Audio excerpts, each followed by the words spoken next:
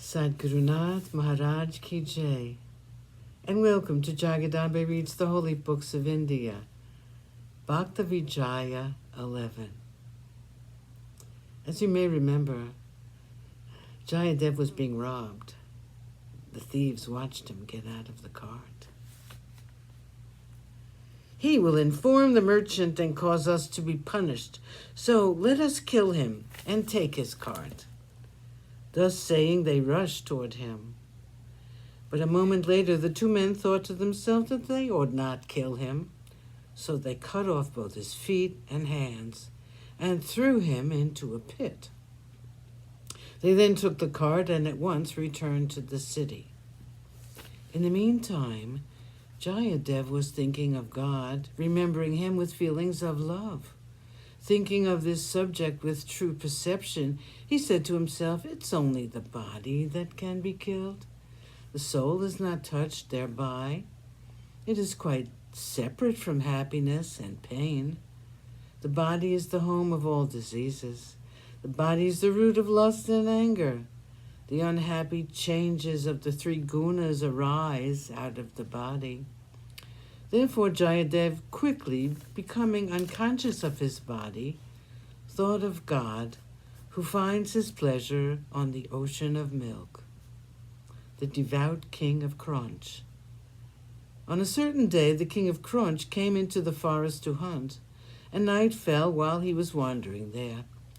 Seeing a light in the pit, the king walked rapidly towards it to see what it was.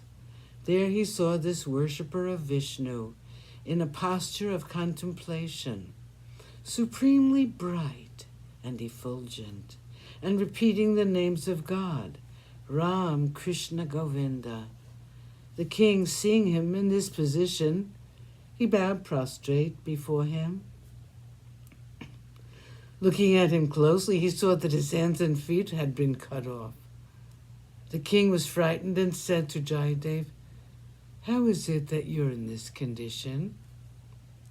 Jayadev replied to the king, I was born this way without hands and feet. I'm quite separate from all my bodily organs. The king thought to himself that this Bhakta of Vishnu seemed to be a very learned man. So he seated the Swami in a palanquin and took him back to the city. Seating him on a golden throne, he worshipped him lovingly. Coming humbly before Jayadev, he received the mantra, making him his disciple. Having seated Jayadev on his throne, he said to his attendants, you must carry out my command and serve the Swami every day. The attendants said, O king, our star of fortune has arisen. We have seen a saint.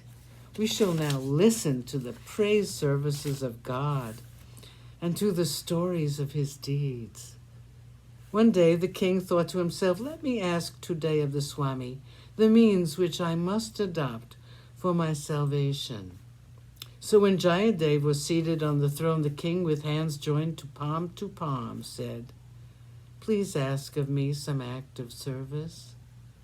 Jayadev said, O king, you should worship saints. There's no better means for attaining Paramartha. When saints or other good people come to your home, you must feast them with such food as they enjoy. You should give to them raiments, money, gold, ornaments, which they ask for. If you worship the saints in that way, God will be pleased. God is fond of those who serve his saints.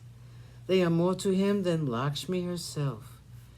The king said to the Swami, how shall I recognize the saints? I do not at all know how, because I live in a condition of ignorance. The husband of Padmavati, Jayadev, said to him, listen to the marks of a saint. On his forehead are the 3 upright marks, and 12 other marks on his body. On his neck he wears the ornament of a tulsi garland. Such are the outer marks of a follower of Vishnu. You must go to him alone as a suppliant. The king, hearing this, replied, I certainly will do so. Sadgurunath Maharaj Ki Jai. Thank you for coming. I hope you come again.